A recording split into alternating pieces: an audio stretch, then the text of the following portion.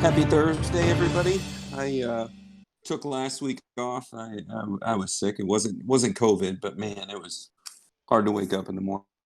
So I apologize to everybody for that. Although we did have another winning week last week. There's a few things that we're going to get into on this week's recording.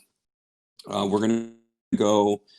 We're going to talk a little bit about records. We're going to talk about the new premium program.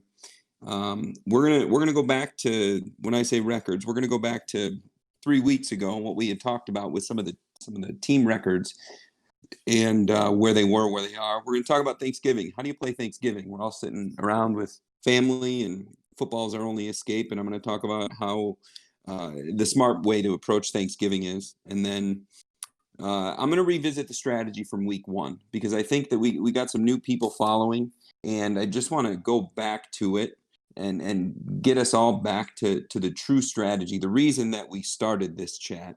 And then I'm going to talk about a couple games. I'm going to talk about how I'm planning on approaching tonight's game, the Seattle and Zona game, and I'm also going to talk about Chiefs Raiders on Sunday night. So let's do it. The first thing I'm going to talk about is the premium. Here's the deal.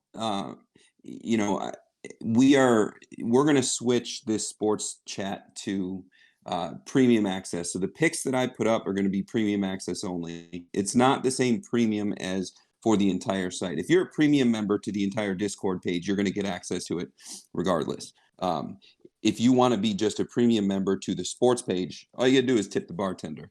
And the cool thing is, through the sportsbook page that I use, all you gotta do is go in using the link that Chris put up, and your first deposit's gonna pay me, and that's it. You get access to me. You send me a message anytime. I'll help you through. You'll see all the picks. You'll have access to these recordings and everything else. It costs you absolutely nothing other than just simply switching your action to that page. And if you don't like the page, it doesn't really make a difference to me. It's just a way for you to not have to pay money to tip the bartender. These last few weeks, I mean, right now we are a 32-12-1 NFL record. A couple times I've put up the standings in the Westgate Super Competition, and for those of you that don't know, the Westgate Super Competition is in Vegas. It's the top handicappers in the world. And where we compare right now, the picks on this page would be number 4. We'd be 4 in that Westgate competition. I keep forgetting every single year to sign up for it, one thing or another. But nonetheless, we are 32-12-1 in these NFL picks. Going back to week 4, we've been on a 24-1 run. So I'm working hard to try and keep us there. There was a hiccup a couple of weeks ago where it wasn't the greatest week. Hopefully everybody caught some live action in order to offset it. So again, if you have any trouble with the link, just send me a direct message. But again, you get to play your action there. There's no money lost. I just get a bonus for the deal, and that's your premium, and you have access. You can message me anytime you want, and that's really the only change. You guys are playing anyway, so it really shouldn't make much of a deal. Okay, we're just going to go back to week 1. I'm not going to break it down entirely, but here's the deal. We approach this week the same. We approach every single Saturday and Sunday the same way that we would approach our stock portfolio. You balance out your portfolio. You put a certain amount of money in certain places, and you analyze your risk. But the way that you do it is, let's just say that you're betting with $10. That's all you have to spare. And there's 9 games for the week. You're going to bet $1 on each game. You don't like one game more than the other. You don't bet $2 on one game and then $7 the rest of the way. If you're a $10 guy, you're going to bet $1 on every single game. That'll leave you with $1 to spare. And you use that $1 for live action. You use that for live bets, and then what you're doing there is you're trusting your record to pay you. The goal on a 9-bet portfolio, a 9-game portfolio, my goal is to go 5-4. 5-4 is a winning week. 6-3, well, we just got paid. And then for the following week, what we do is we take 25% of the profit, and you use that to press the following week's action. And then you take the remaining 75% and you do whatever you like. You can leave it in the sportsbook account. I would recommend of 100% of your profit, I would recommend pressing 25%. You take the other 25%, leave it in the account, and you use that for live action so that you can cover any losses or anything that takes an adverse turn in a game. You see Tom Brady with an injury, well, you probably want to take the other side or at least make some live action to offset the fact that Tampa probably is playing at a disadvantage right now. Just using that as an example. I hope to God Brady doesn't get injured this weekend. But then you take the remaining 50% and pay yourself. You have to pay yourself. It is big or small as it might feel. And then you just keep that going. And what we had mapped out is if you were a $10 a game investor on week 1, that should have brought you to week 6, where you were wagering somewhere around $80 a game. We had some fantastic weeks. Week 3, 4, and 5 were really good weeks for us. Or I think it was 4, 5, and 6.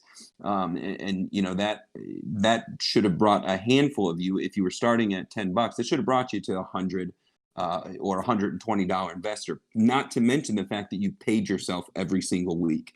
But that's the way you do it. You know, you can do whatever you like. It's your money. It's not mine. You know, you say something crazy to me, I'll tell you, not with my money. But at the same time, I'm trying to make sure that everybody gets paid on these great picks. Betting $200 on a game and winning it, everybody can win that way. I'm not against that. But to me, that's gambling. That's not sports investing. You know, we lay it all out and we balance the portfolio. And you know, I don't want one win to create 2 losses.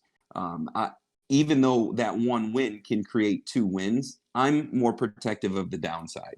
So that's the basic strategy, and there's a lot of spin-offs of it. Anybody wants to message me direct, I can speak to it.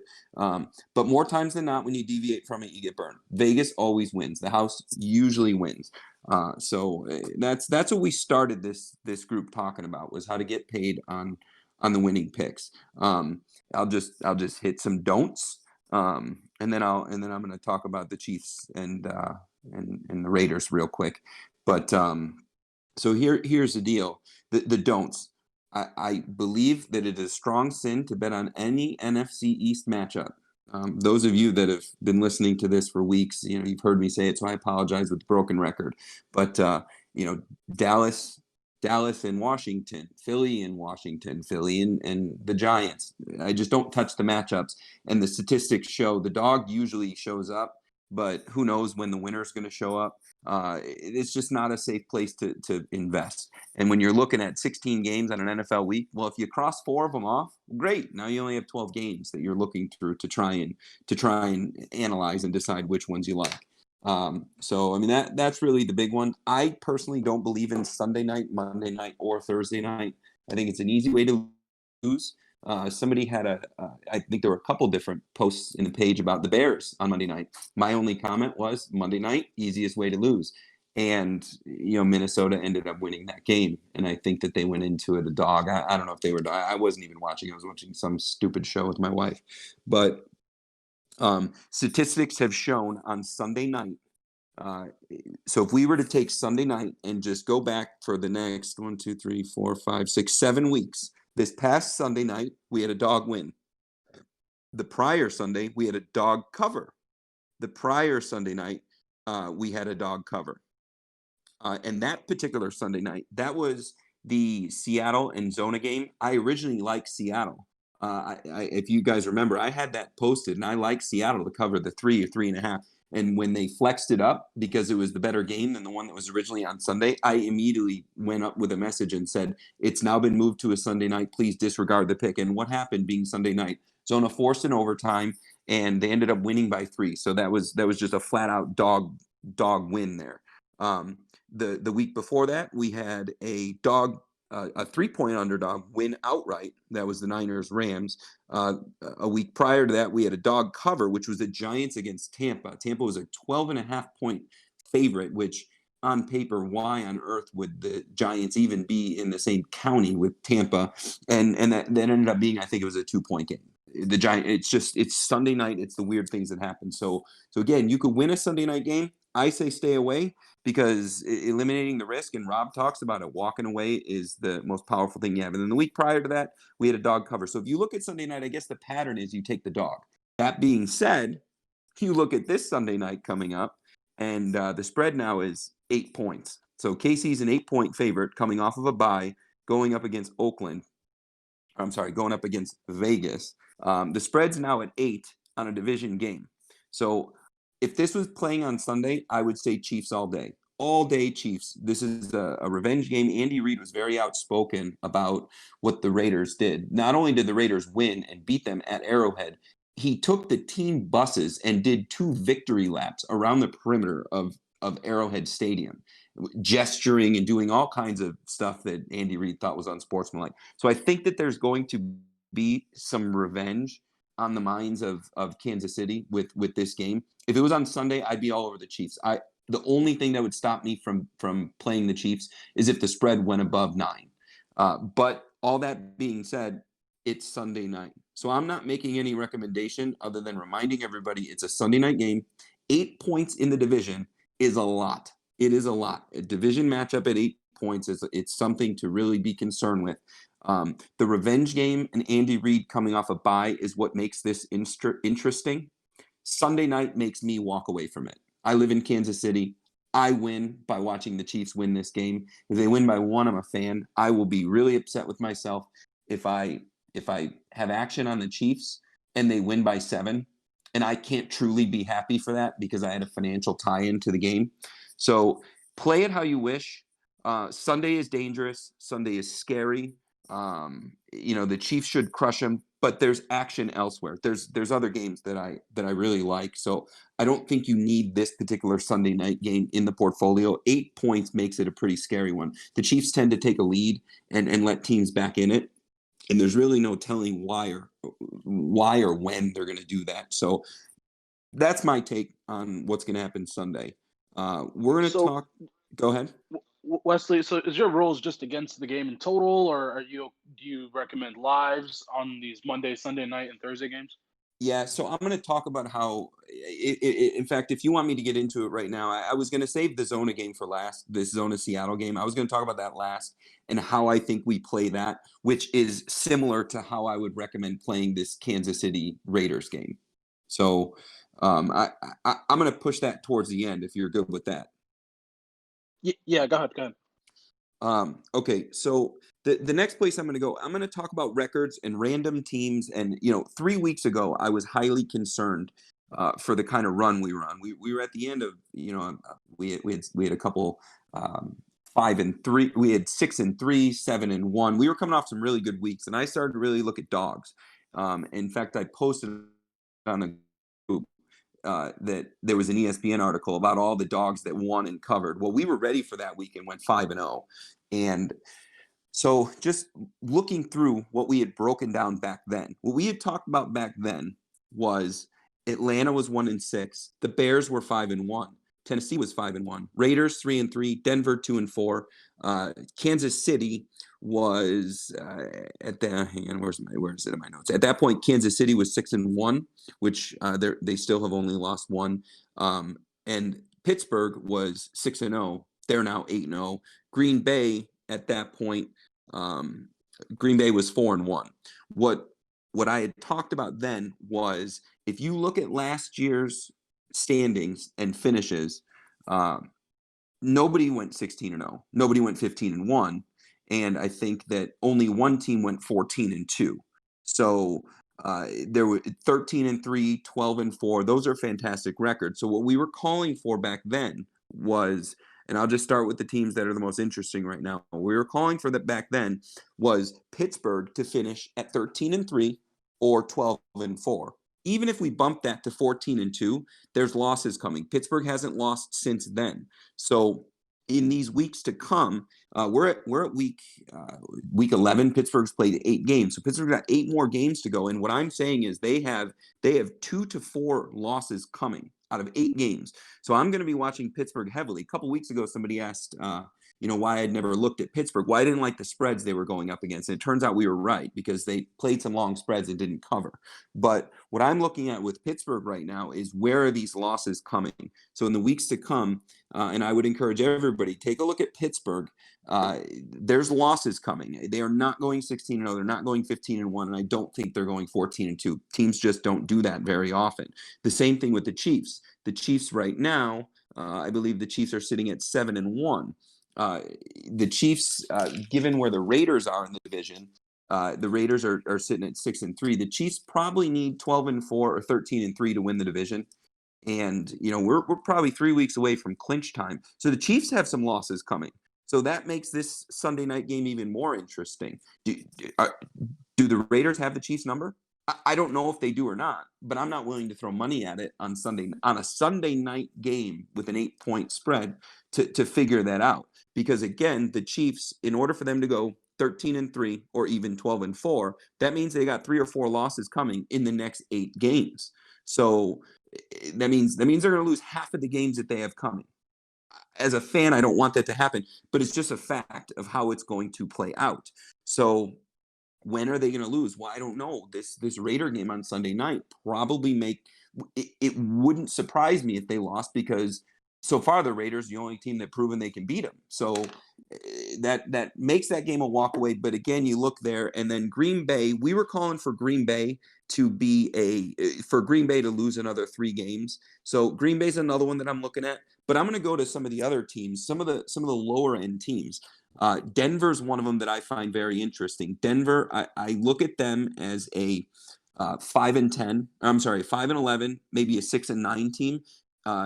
Denver was 2-4 a couple weeks ago. They're now 3-6.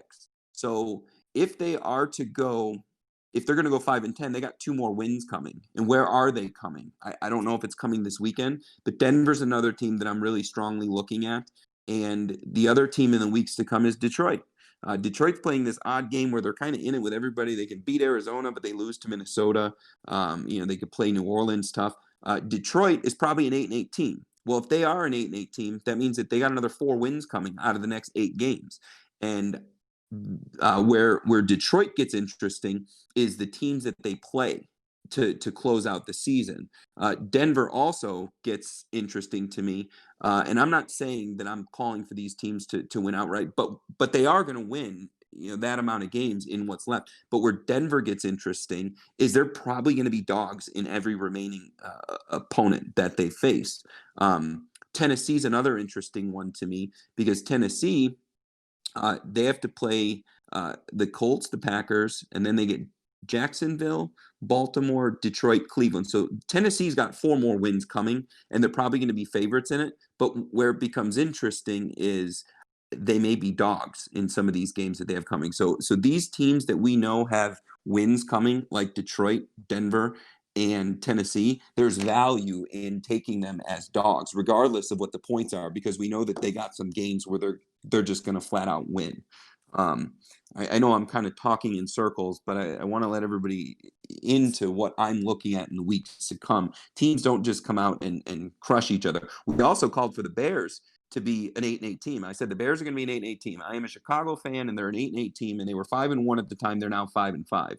They're a total walk away for me at this point. I think that they're 100% unbettable. They've got 3 wins coming. They also have 3 losses coming. They're going to play Green Bay twice. They're going to play Minnesota again. The Bears are a total walk away. They're unbettable. If I were you, I wouldn't even think about putting money on them. Atlanta gets pretty interesting. So that's what I'm looking at in the NFL in the weeks to come. I'm looking at dogs. Where can we get the most amount of points with some of these teams that we know have wins coming? The Jets, there's no point in touching them. They're going to win 2 games. We don't know where, but I'm not willing to throw money at it to figure it out. That's kind of where I sit on the rest of these games. So when you see the picks I put up on the page this week, you're going to see some dogs. There's going to be some places where I'm taking points, especially in college. I think college, these lines are whacked out this week, but you're going to see some dogs in the weeks to come. And yeah, it's going to look crazy. It looked crazy a few weeks ago when I picked Miami as a 4.5 point dog to win outright. And since then, Miami has gone undefeated. They've won the last 5 games, and they've had arguably the best defense in football since. So dogs are on the way. Losses are coming for teams that we might not expect. Anybody got any questions on that? Because I just threw a lot out there.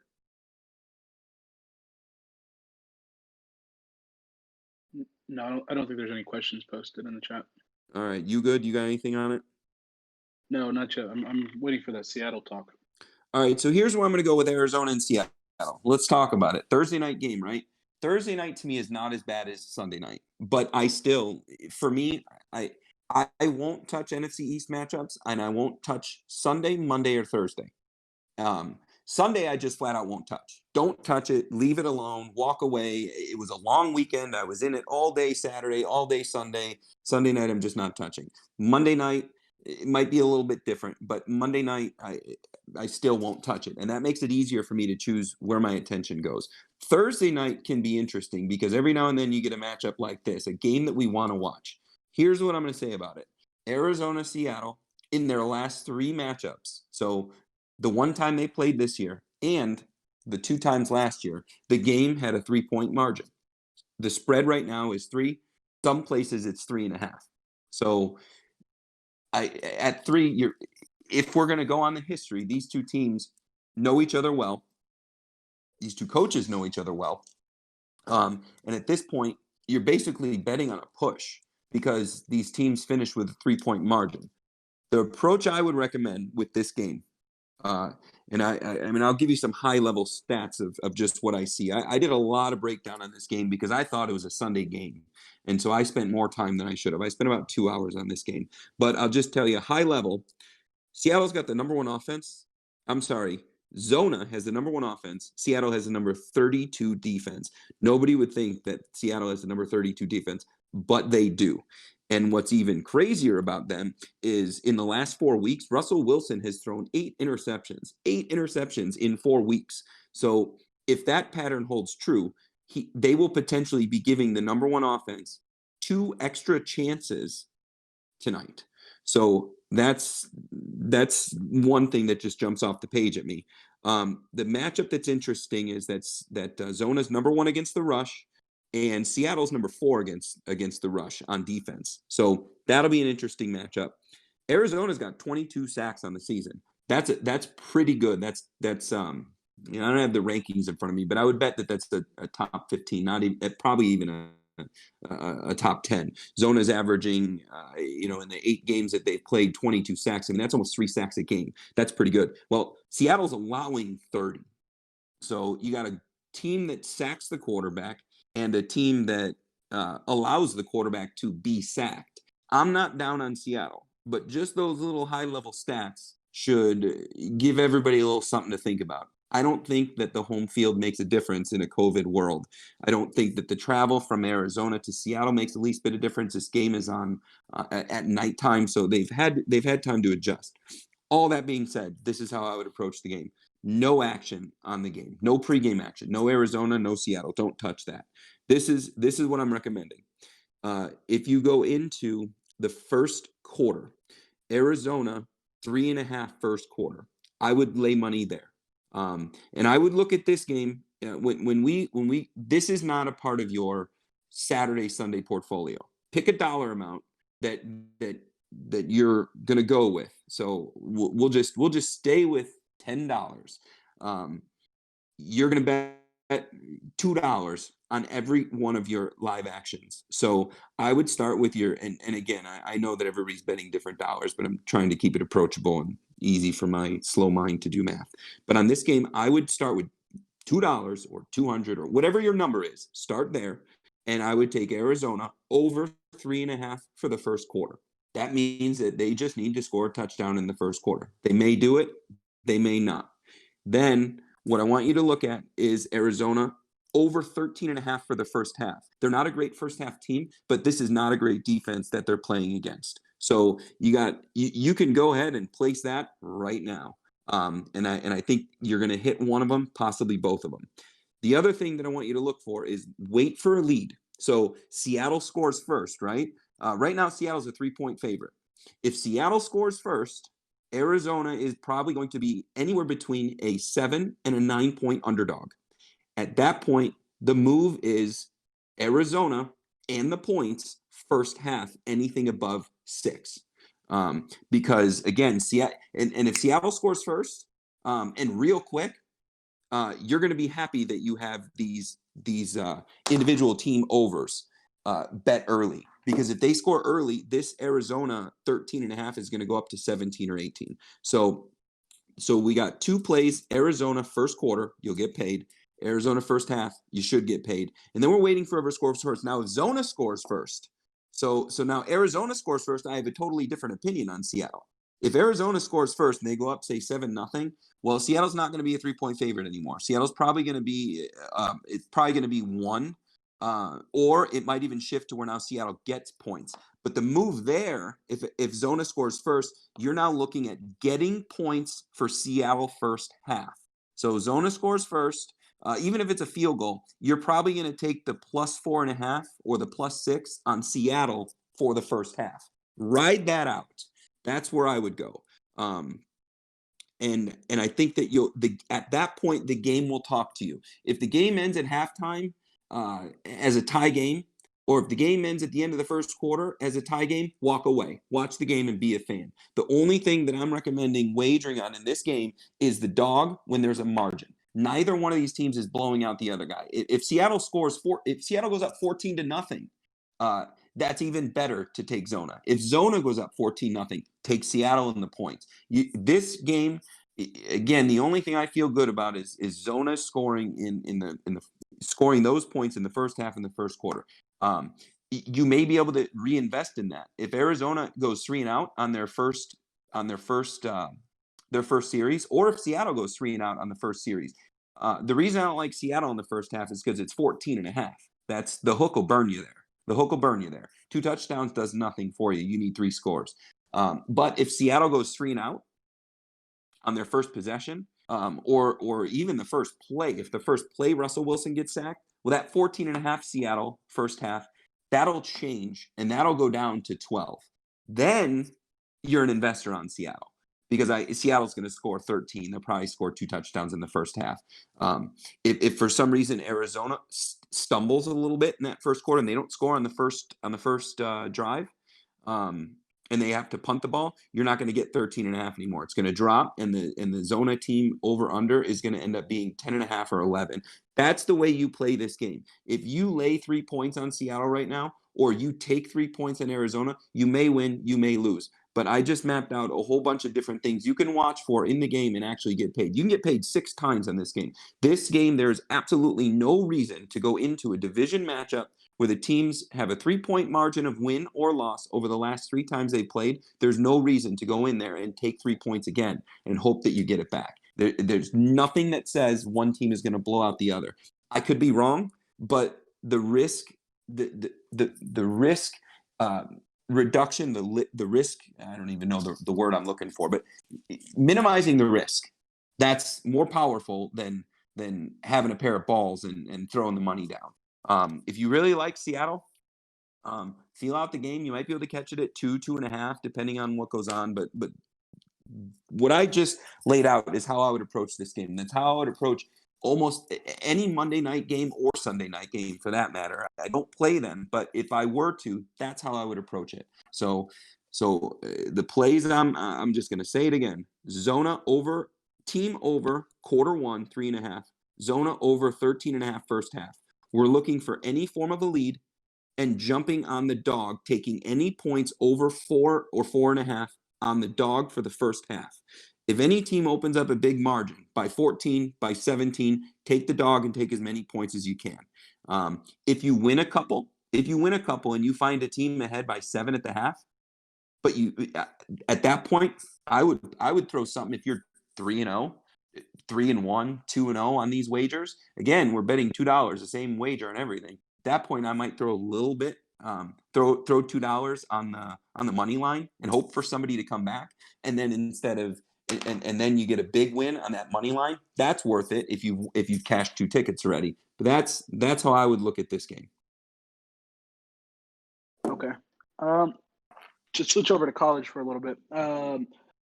Anything changing with the spreads, or what your thoughts are on these college games? I know a few of these teams were out last week for COVID. Yeah. Does that help anything? Well, I'm not going to go too far into college, and because we're at 6:30 already. But the college plays this week. I like dogs. I like dogs, although I've done what I committed to doing a couple weeks ago. We talked about fanboy stuff. I've laid off of Coastal Carolina, and they're back. They've covered every single point spread, and I'm going to play them until they don't. Coastal Carolina's 5.5 against App State. The only thing App State does better than Coastal is run the ball, but they're not going to be able to run the ball when Coastal is picking balls off and when they're up. 5.5 is a gift. Coastal Carolina loves to win and run up the score. I love them this week. I probably just jinxed them by talking about it, but as far as college goes, there's some meaningful games coming up, and again, there's teams that need to light up the sky. I think Florida is in cruise control. This weekend there's a lot of big spreads. Bama's a 30-point favorite. Florida's a 30-point favorite. I'm not laying 30 points on anybody. There's no Oregon in 2015. I'll lay 70 points, but there's no teams I'm laying 40 points on. The only real game in the SEC that I like is the Auburn game. Don't dive too far into Penn State. I wouldn't call Penn State a loser. At this point, I think a lot of people read what they did the first 4 games and they're betting against them. Those people are going to lose a lot of money in the weeks to come because Penn State's probably going to win out. So there's been some deceiving things that have happened, but I'm actually looking at weird games and dogs this week because some of these bigger games that are more interesting to watch are just such large spreads. And again, there's no reason to lay 30 points on a team. You're going to watch the game and there's going to be a backdoor cover, meaningless field goal, and a stupid MAC game that's going to burn you. So I would stay away from any of those. Anything more than 20 points in college, depending on who the team is, I'd probably look at other games first. What else? I think that's all the questions we got for now. Cool. Anybody else on the call have anything? I said I was going to talk Zona in Seattle, and that's where I'm at on it. I to answer Rodney's question from earlier, I wouldn't do the Seattle. I would approach it the way I laid it out.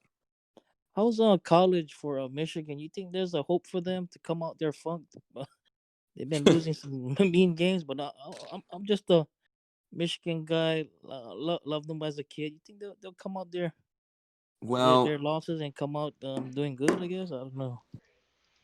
I want to hear you talk good about Michigan. Well, I will. The nature of what we're talking about right now is point spreads and who's going to win and lose. So that being said, I won't bet on them. I had them in week 1, and I think they're a much better team than how they're playing right now. I think they're a much better team, but there's something wrong. I mean, there's truly something wrong there. Outside of Ohio State, they're getting them, and Penn State are getting some of the best recruits that the Big Ten is able to get. I like their quarterback. And I like their defense, but there's something that happens with Jim Harbaugh on the last year of his contract, and it happened in San Francisco, and it happened at Stanford, and it's happening now. So, I think that they're going to win out. I mean, they're certainly going to beat Rutgers this week. I want them to do very well other than the very last game of the year. But I think they're going to win out with the exception of the Ohio State game. That doesn't necessarily give them a winning record. I think they're going to take it to Rutgers pretty good. I think Penn State game possibly goes into overtime. Maryland's a tough one. Baby Tua is good. So I don't know. And I think that Jim Harbaugh's not going to be back in Ann Arbor next year. So, I mean, as a fan, I think that you're going to have to wait till next year. And I don't know who you're going to end up with. And I don't even know what's going to happen with bowls this year, because typically 6-win teams go to bowls. But with 8-game schedules, a 6-win team is 6-2. So are they going to put 4-4 teams in bowls? I don't really know what that looks like. So, I mean, if you're a fan of the team up north, I think you got a couple winning weeks coming, but you're going to need a new coach. Harbaugh's lost whatever his love and feeling was. And I think that he lost it when they played against the Spartans. And again, it's just another rival game that Harbaugh couldn't win. And I think Harbaugh's going to end up in either Atlanta coaching the Falcons or coaching the Chicago Bears next year. I don't think he's in college next year, but that's just my opinion. You got any thoughts on Indiana and 21 points?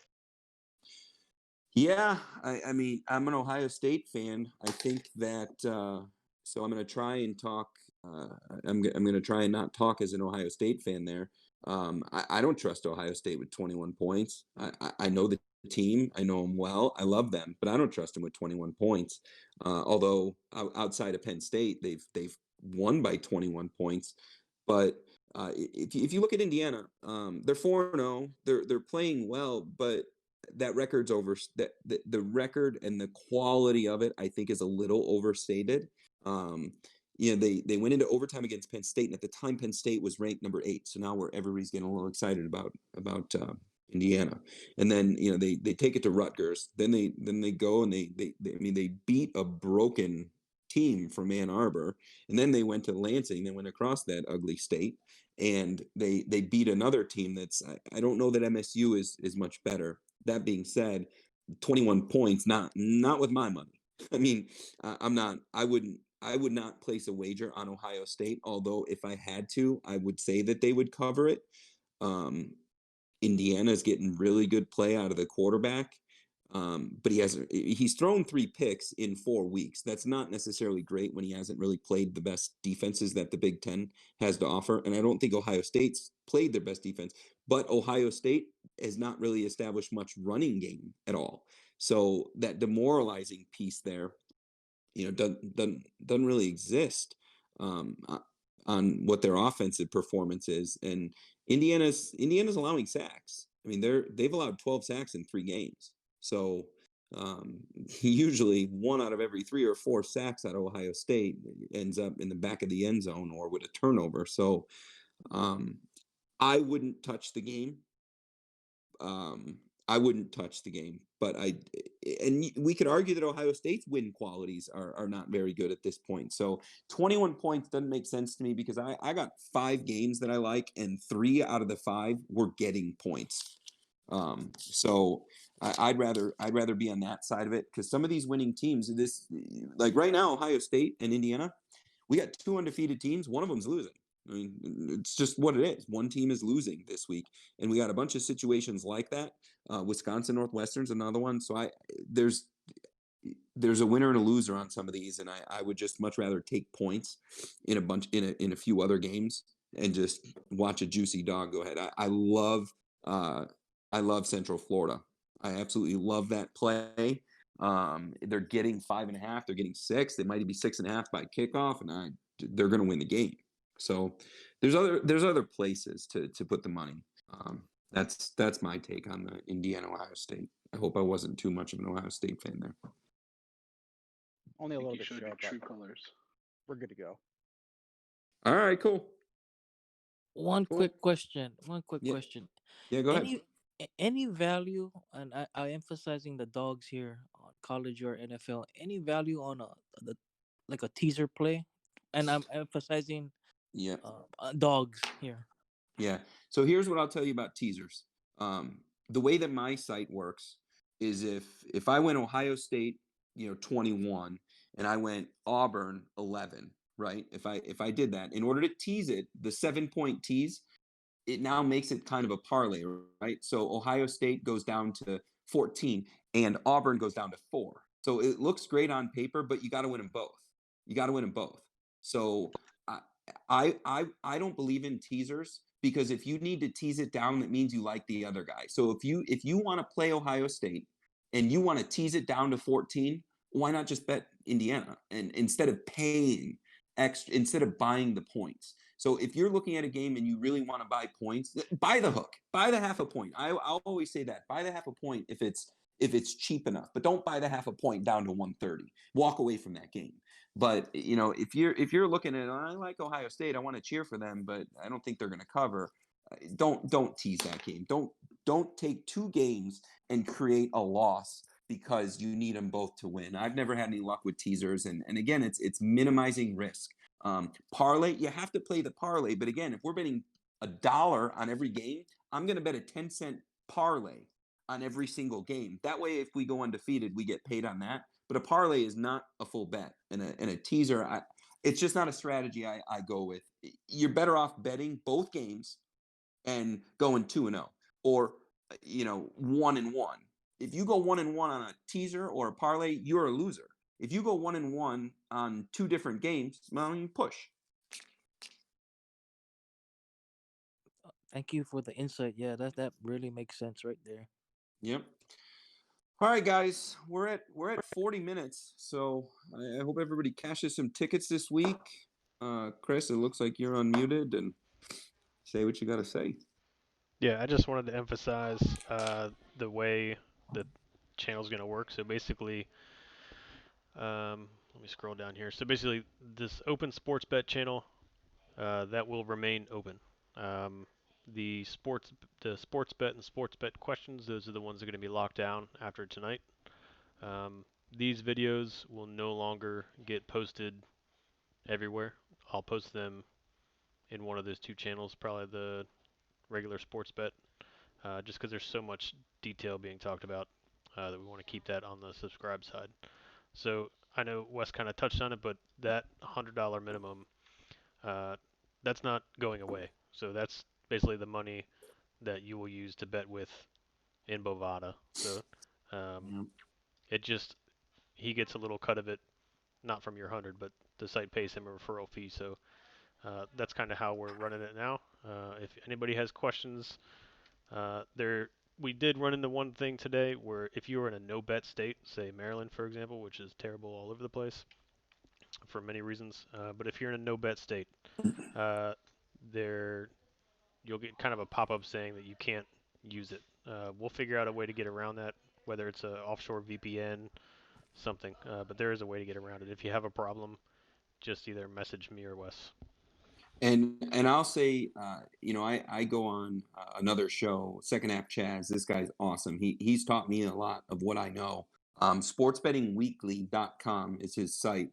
In about 20 minutes, I'm going to do his show. He's now on, he was years ago on ESPN San Diego, but he's now on the worldwide leader. And they go on some artery of ESPN, and they broadcast live in the East. But I pretty much pick all the games on there. Most of the games I haven't really thought through, but if you're looking for other opinions, there's some really good ones out there. But with this premium, I'm at your service. You call me whenever you message me. I mean, I'm yours anytime you want. So we'll leave it there for the week. Cash some tickets, guys.